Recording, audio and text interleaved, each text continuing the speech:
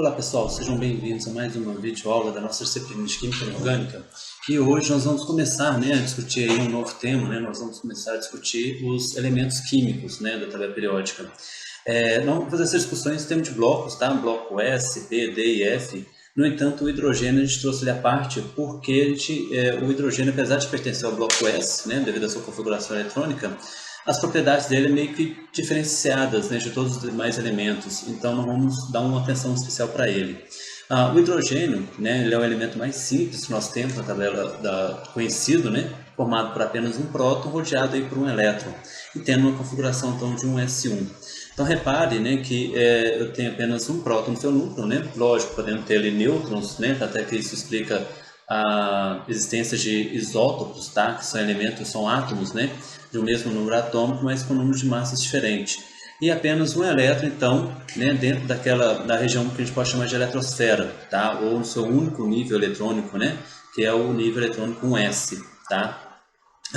Então, como eu disse, ele também existe ele existe na forma de isótopos, tá? Esses isótopos nós vamos discutir ele um pouco mais para frente, se não me engano, mas aproveitando que eles estão aqui, então o hidrogênio ele pode ser encontrado na forma de próton, que é apenas um próton e um elétron na sua eletrosfera. Pode ser encontrado na forma de deutério, que é quando eu tenho um próton e um nêutron no núcleo e mantenho a existência de apenas um elétron também. E o trítio, que é um próton e dois nêutrons no núcleo. Tá? Então há uma diferença, claro, entre esses isótopos em termos de algumas propriedades. No caso do hidrogênio, essas diferenças, que é chamado de efeito isotópico, ele é bastante pronunciada, Por quê? Porque em termos percentuais, a diferença de massa de um isótopo para outro, quando comparado com outros elementos químicos, é muito grande. Nós estamos falando aqui de um elemento que tem um próton. Se eu adiciono ali um nêutron, eu passo até agora, houve um aumento de massa aí, dobrou a massa, então, ou seja, houve um aumento de 100% da massa desse átomo. Se eu coloco mais outro nêutron, há um aumento de 200% da massa quando comparado com o próton. Tá? Então, o efeito isotópico observado no hidrogênio é muito mais significativo do que o efeito observado em outros isótopos de outros elementos químicos. Tá? Isso faz com que, por exemplo, eu ache uma redução significativa, tá? De reatividade, por exemplo, quando a gente compara o próton com o trítio. O trítio ele possui uma energia de ligação muito mais forte, então é mais difícil de ser quebrada a ligação química entre os átomos de trítio. Tá? Por isso, então, que o trítio ele tende a ser menos reativo e quando ele está presente, por exemplo, em algum composto, é mais difícil quebrar a ligação dele com aquele composto também. Diferente aí do hidrogênio e deutério, o que faz com que eu tenha um aumento então, do ponto de fusão e ebulição, por exemplo, do próton para o trítio. Então, o trítio, por exemplo, ele entra em fusão, a temperatura dele de fusão e ebulição é maior do que a do hidrogênio, devido a justamente essas diferenças de quebrar, de separar, no caso, as moléculas formadas pelo trítio, por exemplo. No entanto, o trítio, como já podem ter visto em alguns materiais, ele é altamente reativo, considerado altamente reativo, apesar de que não é um reativo prejudicial à saúde. O trítio ele sofre um decaimento radioativo em que um de seus nêutrons se converte em um próton e um elétron, e emite esse elétron na forma de partícula beta. Que é um elétron, então sai na forma de partícula beta, formando em um hélio. Tá? No entanto, como essa partícula beta ela não é muito tóxica, não é muito nociva, tá? Uma vez que uma camada de ar mesmo já serve para poder neutralizar essa partícula, então não tem nenhum efeito colateral caso manuseie o trítio. Claro, no caso de uma ingestão, se você ingerir uma alta quantidade de trítio é outra situação. Mas em termos, então isso faz com que o trítio seja relativamente fácil de ser manipulado, apesar de ser um composto radioativo, e é bastante utilizado para poder questão em reações de fusões nucleares, tá? Devido justamente ao fato dele ser radioativo, e o fato da sua energia de ligação, então a aplicação dele basicamente em pesquisas relacionadas a energias, produção de energias nucleares, tá? O hidrogênio ele pode estabilizar então basicamente por três formas, tá?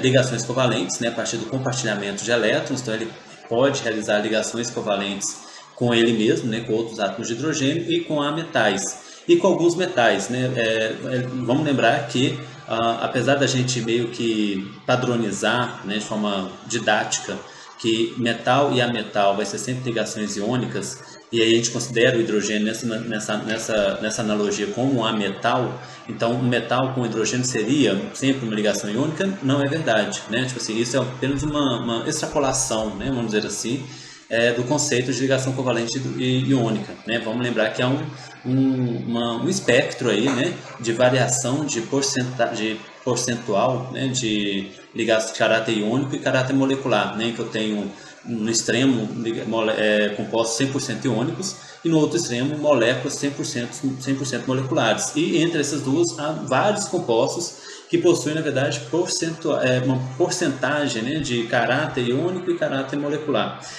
Tanto é que o hidrogênio, por exemplo, ele chega a realizar ligações basicamente covalentes com alguns metais, dependendo da diferença de eletronegatividade que eu tiver entre eles, né? Além, então, da ligação covalente que o hidrogênio pode realizar, como está representada na figura, né? Tanto sempre envolvendo seu orbital s, claro, né? Então podemos realizar aí uma ligação covalente do tipo SS ou do tipo SP, né? Com orbitais P de outros elementos químicos, ali representado por um ametal. Né? Sempre que for fazer um compartilhamento de elétrons com um ametal, né? Com os ametais, vai ser envolvendo orbitais P daquele ametal, né, e o seu orbital s. Além disso, o hidrogênio também ele pode ser encontrado, vou aumentar aqui um pouquinho, né, claro, na forma de íons, né, então ele pode perder um elétron, se tornando um íon H+, né, que é praticamente um próton, ou ele pode acomodar um elétron dentro da sua estrutura, formando um ânion, né, que é chamado de hidreto, tá? E aí formando compostos iônicos. Então ele pode formar tanto composto iônico, né, que tem uma característica iônica na forma de H+, quanto compostos iônicos na forma de H-. Apesar de que, na verdade, né, composto iônico mesmo ele vai ser formado como hidreto, né? O H+, ele não vai formar bem compostos iônicos. Na verdade, eu posso, quando eu pego, por exemplo, ácidos, né, fortes de gelu, dissolvo isso em água, eu libero um íon H+, né, um próton, e esse próton, por ser altamente polarizante, né, porque é um próton apenas, então é uma carga positiva bastante condensada, ele consegue polarizar, né, outras nuvens eletrônicas com muita facilidade. Então ele vai estar sempre associado com uma molécula que tem essa capacidade, né, de ter sua nuvem polarizada, tá? Então, por exemplo, se eu dissolver esses ácidos em água, ele vai ser encontrado ali sempre interagindo com moléculas de água, né, na forma de íons H3 ou mais, tá? Por causa desse poder de polarizabilidade, né? Então repare que a única forma, né, vamos dizer assim, forma de eu ter, né, um íon H+, é dessa forma, né? Dentro, por exemplo, interagindo com moléculas de água, tá? Eu não tenho um composto iônico de H+, por exemplo, né? Não é conhecido um composto iônico em que eu tenho ali o íon H+, com algum ânion, né? Não, sempre que eu tiver o hidrogênio com algum ânion, com algum metal, vai ter uma ligação covalente. Então, esse íon H+ surge apenas a partir da dissolução de um ácido, por exemplo, em água, né? E agora o íon negativo não, né? O íon hidreto não. Esse hidreto já é possível de ser formado a partir da interação desse hidrogênio, né? Do átomo de hidrogênio com metais que sejam mais eletropositivos que ele, né? Ou seja, então ele consegue realmente capturar um elétron de alguns metais, principalmente os metais da coluna 1s e alguns da 2s, de forma que ele vai formar um íon hidreto, né, e vai interagir então com esse íon metálico, né, de forma iônica, tá, formando aí cristais iônicos. Okay? Com relação à posição, né, do hidrogênio na tabela periódica, bem, esse é um assunto bastante complicado, porque o hidrogênio na verdade não pertence a nenhum grupo especificamente da tabela periódica, né? Ele é representado na coluna 1s, né, na 1a ou no primeiro grupo da tabela periódica, basicamente devido ao número de elétrons que ele tem, né, por ter apenas um elétron no seu nível mais energético, assim como os outros elementos do primeiro grupo, né, do grupo 1A da tabela, dos metais alcalinos. Então, mas em contrapartida, ele não tem as mesmas propriedades químicas dos metais alcalinos, né? Os metais alcalinos também possuem um elétron na sua camada mais energética, no nível mais energético, mas eles tendem a perder esse elétron formando íons positivo. O hidrogênio não tende a perder o elétron formando íons positivo, ele tende a formar ligações covalentes, né? Ao mesmo tempo, ele tem propriedades que poderiam se assemelhar com os halogênios. Por quê? Porque ele também precisa de um elétron para poder adquirir uma configuração eletrônica semelhante a um gás nobre, que seria o hélio, né? No entanto, os metais, os halogênios, né, tendem a ganhar um elétron e se formar íons negativos, né? Halogenetos aí no caso. O hidrogênio não tende a ganhar íons negativos, apesar de existir, né, algumas espécies que ele apresenta o estado, né, a forma de hidreto, mas isso não é comum, não é normal, né? São poucos elementos que conseguem fazer isso com ele, né? O mais comum do hidrogênio foi ligações covalentes, né, compartilhamento de elétrons. Então, repare que ele também não tem também as propriedades eletroquímicas, não bate também com 100%, né, com os halogênios. E poderia ter uma semelhança também com os elementos do grupo 14. Por quê? Porque os elementos do grupo 14 possuem uma configuração dos seus orbitais semi-preenchida. O que é semi-preenchido? Quer dizer que tem um elétron em cada um dos seus orbitais mais energéticos, né? O hidrogênio também, ele também possui apenas um elétron no seu nível mais energético, né? Então, ou seja, ele também tem um estado que a gente pode chamar de configuração semi-preenchida. Então ele também tem uma certa semelhança com esses, né, com os elementos da 14A, mas separa então que ele não bate, tá, com nenhum grupo especificamente, por isso ele é normalmente apresentado à parte, né? Nessa apresentação o hidrogênio está na 1A, né, nessa tabela que eu coloquei em tela, mas é comum também você encontrar ele, né, centralizado na tabela, ou seja, não fazendo parte de nenhum grupo, né, o que também está correto. O hidrogênio, no entanto, então, é comum ser apresentado no grupo 1A, né, da tabela periódica, juntamente com metais alcalinos, lembrando que não tem propriedades químicas semelhantes a esses metais, e que no primeiro período, né, claro, porque só tem um nível eletrônico, né, com elétrons, com um elétron, por isso está no mesmo nível então que o hélio. Então, ou seja, no primeiro período da tabela periódica tem apenas o hidrogênio e o hélio, né? O hidrogênio com um elétron apenas e o hélio com 2 elétrons na sua camada de valência. Lembrando que o hélio, né, apesar de não ter o octeto completo, porque ele fica com apenas 2 elétrons, mas ele é estabilizado, ele é estável, né, inerte, tá? Então o hidrogênio já é reativo, né, altamente reativo, já o hélio é inerte, né, ou seja, ele tende a ficar na forma monoatômica. E então, ou seja, o hélio já apresenta propriedades físico-químicas semelhantes aos demais gases nobres, diferente do hidrogênio, que não apresenta semelhanças físico-químicas com os demais metais alcalinos, tá?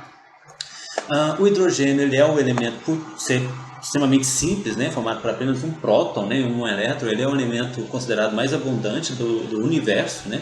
Algumas estimativas dizem que ele chega a 91% de todo o universo, né, formado por hidrogênios, sendo que o outro 7% formado por hélio, sobrando aí, né, pouco mais de 1% para ser formado por outros demais elementos químicos, né? Então repara que a abundância do hidrogênio no universo é relativamente muito alta, né? O universo é praticamente formado apenas por hidrogênio. No entanto, já aqui na atmosfera terrestre, a gente não encontra tantos hidrogênios, porque ele é muito leve. E a nossa gravidade é muito pequena para poder conseguir segurar esse hidrogênio, né, na forma molecular, na forma de H2, dentro da atmosfera. Então, normalmente ele sai, né, ele espirra, vamos dizer assim, não consegue ficar preso dentro da nossa atmosfera. No entanto, né, o hidrogênio ele é altamente abundante no nosso planeta, né? Eu diria que é o elemento mais abundante no nosso planeta, o que está presente em maior número de compostos, né, diferentes tipos de compostos, né? Ele está presente em compostos inorgânicos, em compostos orgânicos, né? Está presente em compostos no estado gasoso, aquoso, sólido, tá?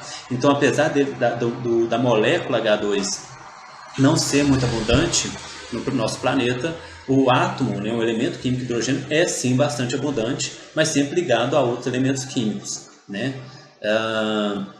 Aqui tem algumas formas, tá, de obtenção do hidrogênio. Vou aumentar aqui um pouquinho, né, para a gente poder discutir. Então nós temos aí, né, como formas, né, eu coloquei basicamente 7 formas, tá, de obter o hidrogênio. Uma delas é a partir do coque aquecido, né? Nesse processo, é possível a gente passar água,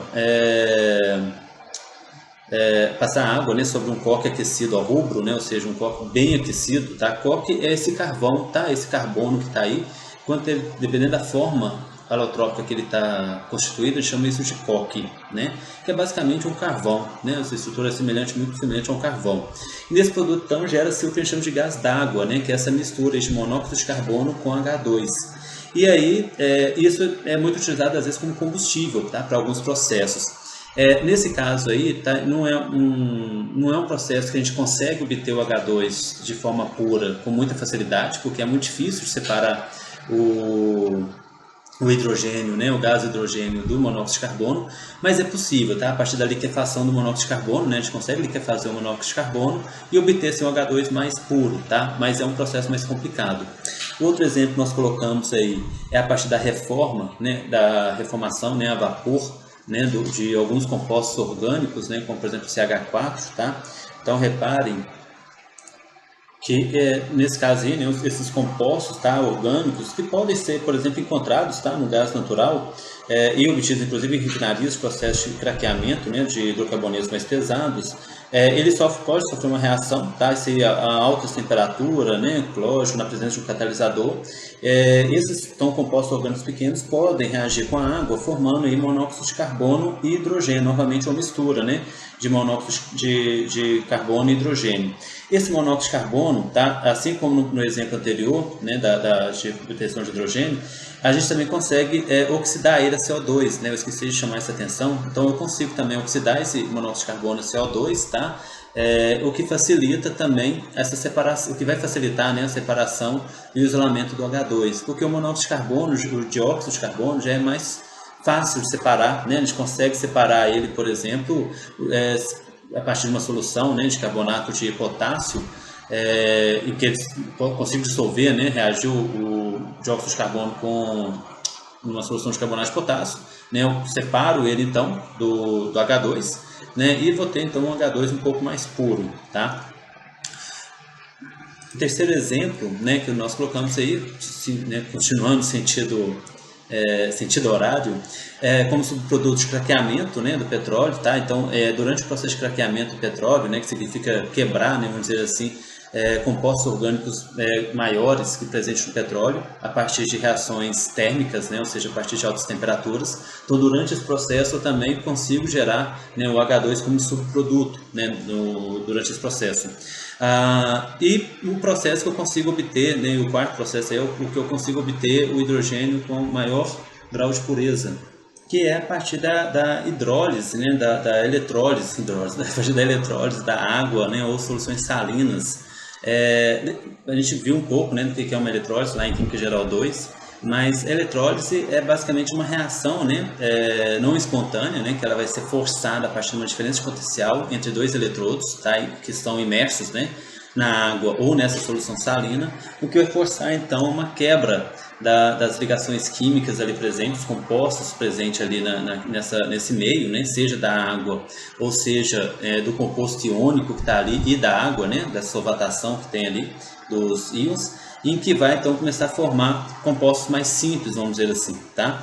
É um processo mais caro, né? Bastante, não é um processo barato, né? Porque envolve uma diferença de potencial relativamente alta, principalmente se for fazer a eletrólise da água, que é um composto que conduz muito pouca eletricidade. Então precisa de uma diferença de potencial extremamente um pouco mais alta, e aí isso, né, lógico, sabe, um custo maior para poder gerar, para poder promover, né, essa reação química. E além disso, é um processo também um pouco perigoso, porque eu preciso garantir a separação total entre os produtos formados, né, entre o H2 e o O2. Uma vez que a molécula, né, hidrogênio, é altamente ativa com moléculas de oxigênio, a fim de formar novamente a água. Então a reação entre H2 e O2 é uma reação extremamente exotérmica e por isso explosiva, né? Então é muito perigoso. Então se eu vou fazer uma eletrólise dentro da água para formar H2 e O2, eu preciso garantir que esses gases também não entrem em contato. Então por isso que é um processo, né, que eu tenho um grau de pureza muito grande de H2, mas que é também ao mesmo tempo, né, mais complicado, mais caro de se realizar.